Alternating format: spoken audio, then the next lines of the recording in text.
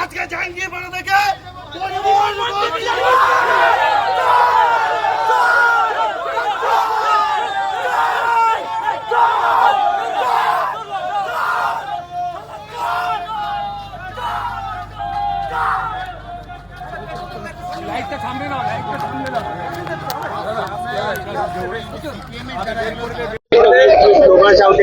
বিষয়টা হচ্ছে যে মানুষ যেটা রায় দিয়েছে, মানুষ যেটা গণতন্ত্রে সেটাই হয়ে থাকে।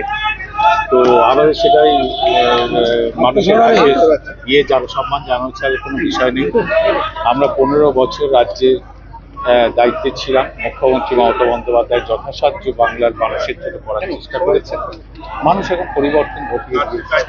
এবার যারা আসবে তারা আশা করি বাংলার যে রাজনৈতিক